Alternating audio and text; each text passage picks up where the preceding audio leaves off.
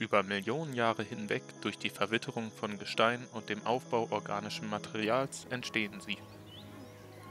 Böden sind die Grundlage für unsere Lebensmittelproduktion. Every soil is so different, location, consistency, and there's no two soils alike. And even in fields, it varies from one corner to another corner. Soils have antidepressants in them, in the soil, bacteria, and it's full of life. Kann man Felder bewirtschaften, ohne das Bodenleben zu destabilisieren? Yeah, try and do as little as possible. Work with nature, under the right conditions. When it's wet, don't drive on it with a big tractor. Don't try and beat the soil into submission, whether you got heavy clay or sandy soils. And that's what's happening now with bigger tractors, bigger machines, faster moving machines. We're all trying to do more speed, less care.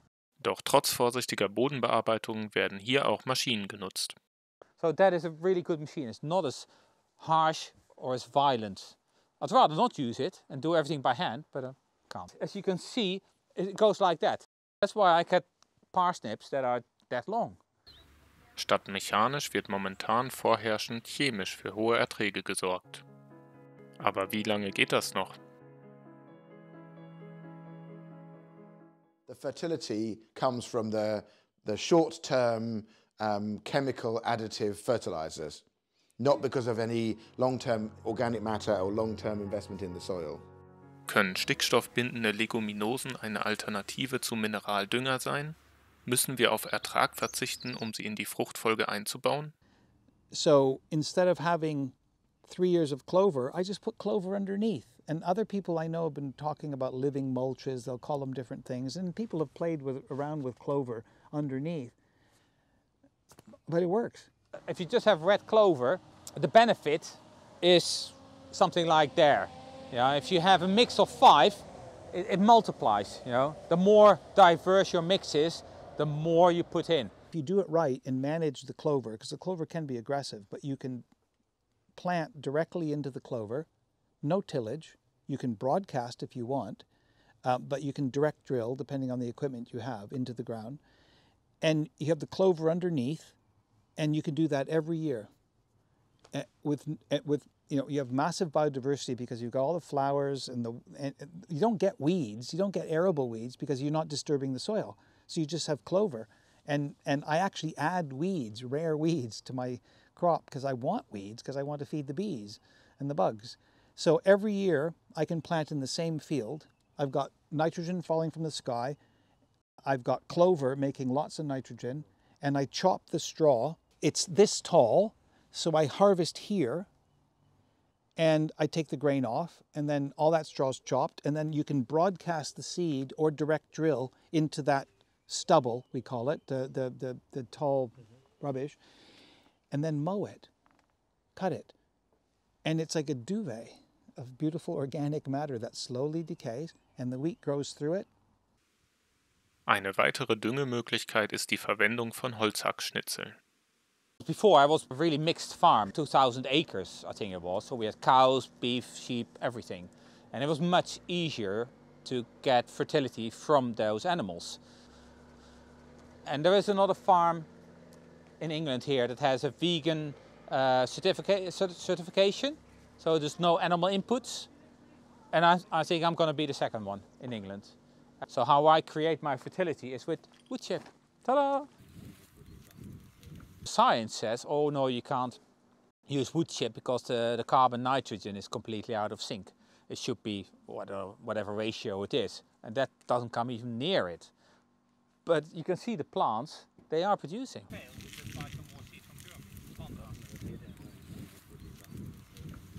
There's the soil in the green strip around the trees, and because they've been undisturbed now for 7 or 8 years, and there's been grass and herbs, and also because we've added lots of wood chip in the last couple of years, those strips are definitely changing. Before, we would buy in pallet loads full of Classman compost, being shipped from Poland or God knows where, or even further, being made into a mix. A lot of carbon went into that, and a lot of energy went into producing it. Then the transport, and the cost of it is phenomenal.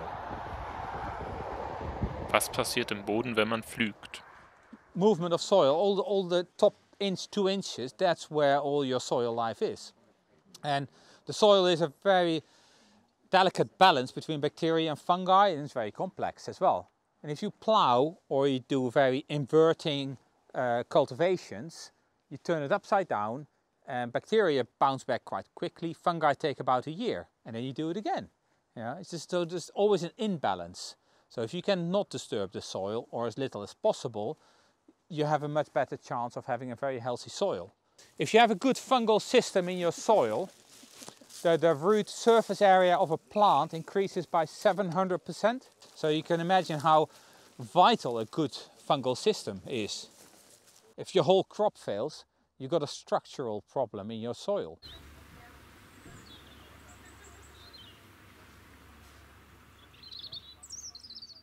What I have learned is you shouldn't be afraid of weeds. What you do want is a high diversity of weeds. If you just have, say, chickweed, you've got a very rich soil. If you have all sorts of docks, you have a structural problem.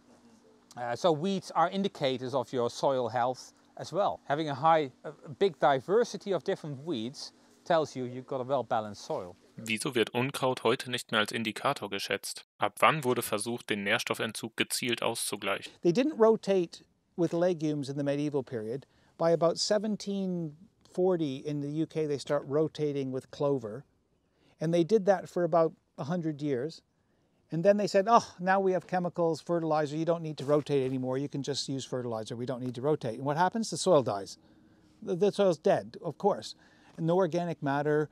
And so then by the 1920s, 1930s, the soil is dead. And along comes biodynamics.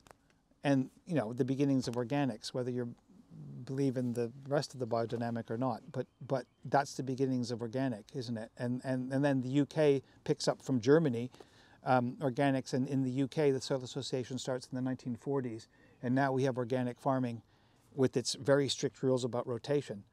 So here I'm coming and saying, you don't need to rotate. What? You have to rotate or your soil will be dead.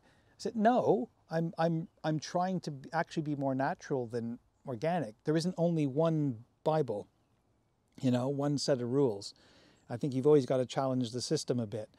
So, but I've had a real problem. So the association says, you're not organic. I said, I am organic. I'm not using chemicals. And they said, oh, your soil. You have to build your soil. I'm building the soil. The only thing that leaves my field is the grain.